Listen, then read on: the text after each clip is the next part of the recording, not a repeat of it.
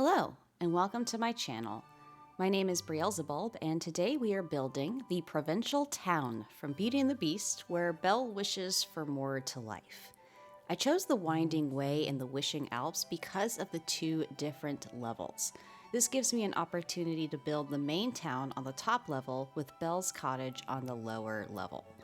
In the main town area, I'm including the Blooming Flower Shop, the Provincial Library, the Orchard Villa, the Purple Cottage, and Gaston's house.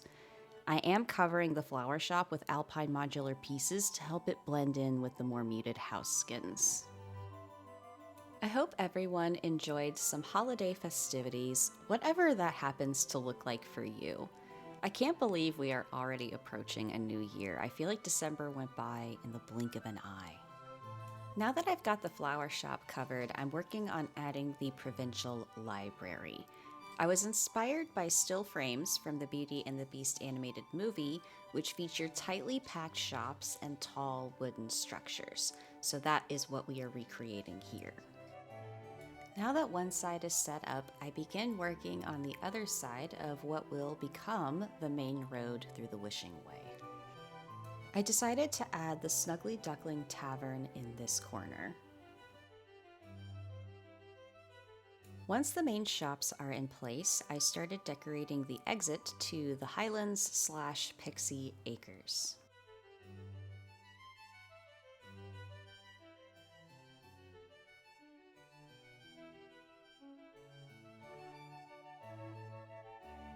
Next, I pick the perfect position for Belle's cottage. Time to add in the main road pathing. I chose the Alpine Cobblestone Path, which is blessedly, blissfully, so much cheaper to build now after the latest update. No more fishing! If only I could learn patience, so I wouldn't have suffered decorating the previous areas. We definitely need more paths that allow the ground underneath to peek through the path. I think the bits of snow visible through the cobblestone is such a nice detail.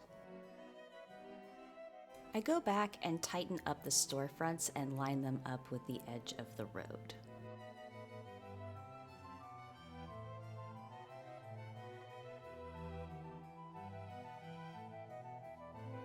Here I finish off the end of the Purple Cottage. I'm not sure what kind of shop this cottage should be. We need a baker, a bookshop/library, and a flower shop based on the movie stills and the song that Belle sings. Let me know if you have any ideas below.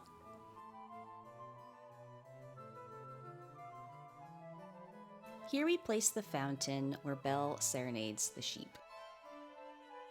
Then I start adding in fir trees behind the buildings to give the area that Swiss Alps look, even though Belle lives in France ostensibly. We will be using the craftable alpine lampposts for the main lighting source in this build. Here I give Gaston an outdoor throne where he can be a nuisance in style.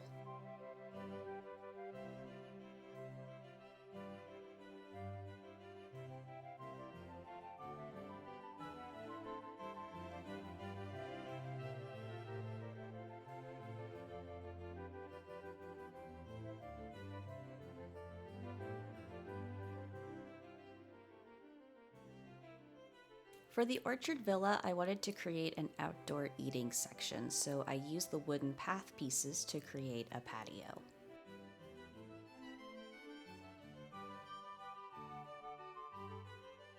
For the mining nodes, we are once again creating a snowy rock path using the Frosted Heights rocks over the snowy path pieces from the newest DLC. I then line that with snow-covered foliage. Time to go behind the other side of the build and fill in the back with fir trees.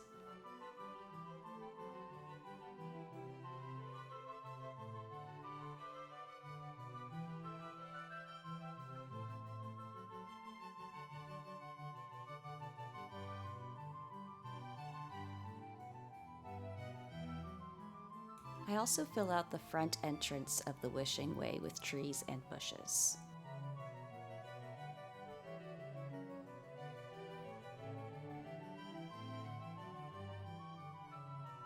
Here I start decorating around the well. I wish we had a Beauty and the Beast well skin or even an alpine themed one to match the rest of this build. Instead, I'll just have to stick to a nature theme.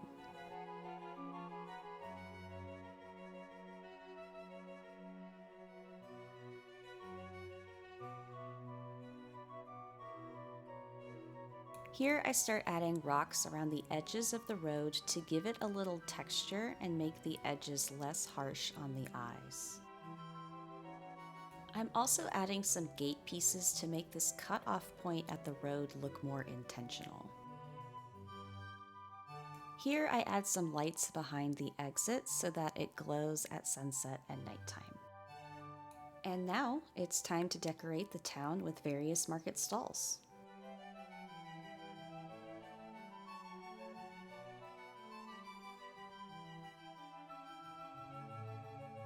I also add an archery stand for hunting practice, or just showing off.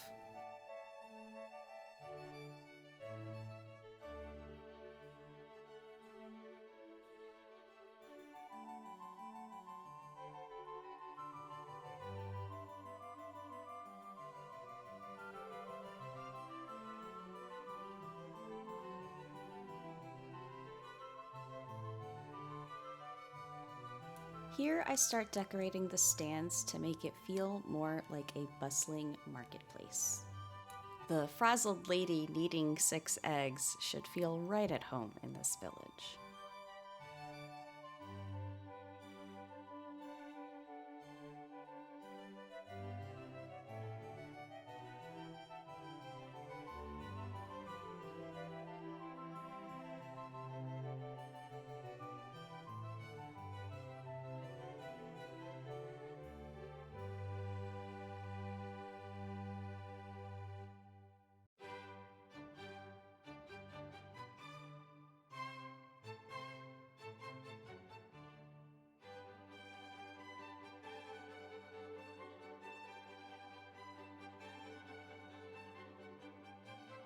I added some baked goods and hot cocoa to finish off the marketplace.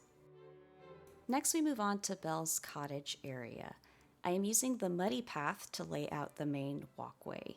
Since Belle's cottage is supposed to be more remote than the rest of the village, it didn't make sense to me to pave it with cobblestone.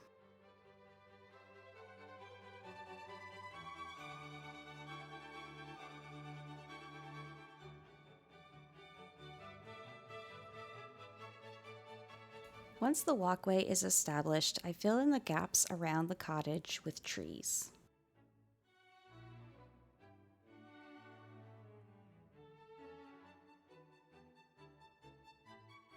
I wanted the outside of Belle's cottage to look a little disorganized and eclectic since Belle's dad is a crazy inventor. I also add some farm elements to make it feel more rural than the rest of the village.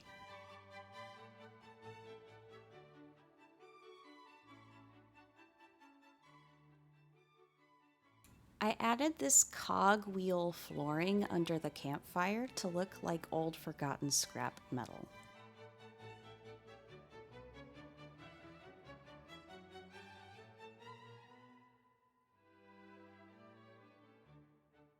Since Belle's dad is an inventor, it felt necessary to include a classic crafting bench.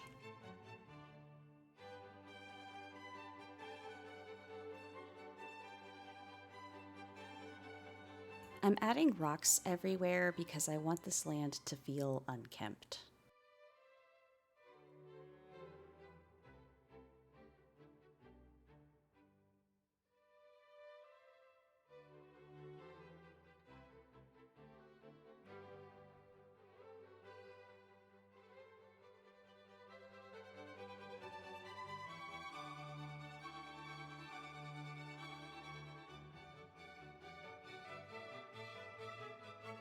I am so happy that my foliage clusters for the Wishing Alps are back in my inventory. This will definitely save me some item limit going forward.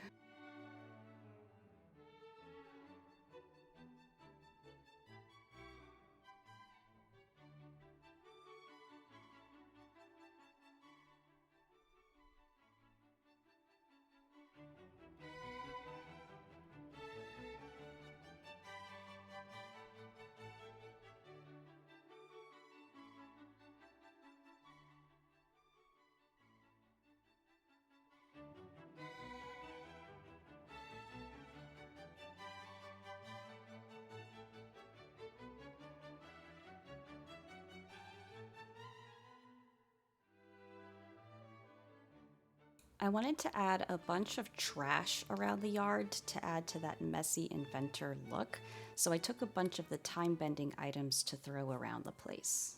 One thing I need to go back and do is add in some ferns. It's missing an overgrown garden element.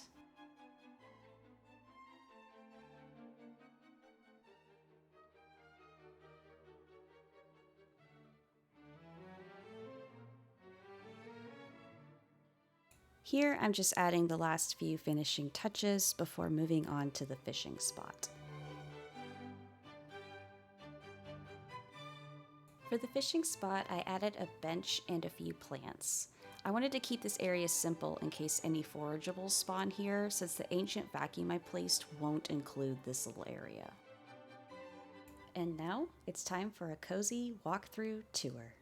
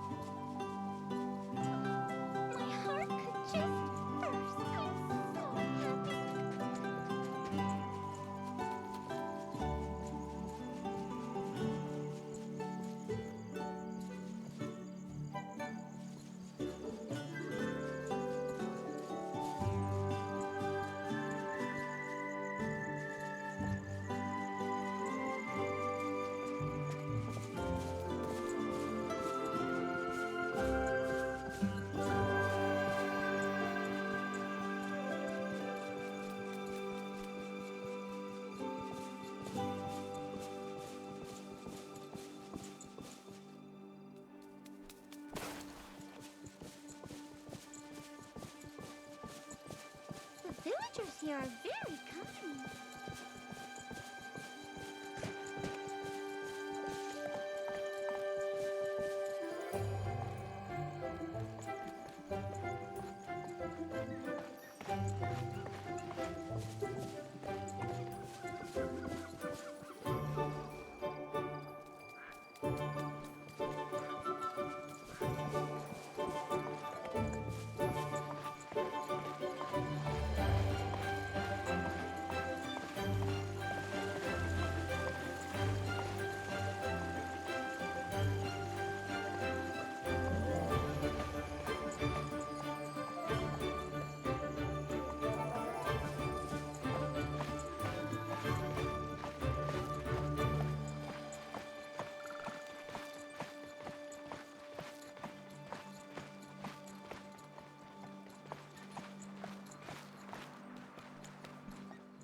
Thanks for joining me as we went from this blank wishing way to a fully completed provincial town worthy of an Alan Menken song.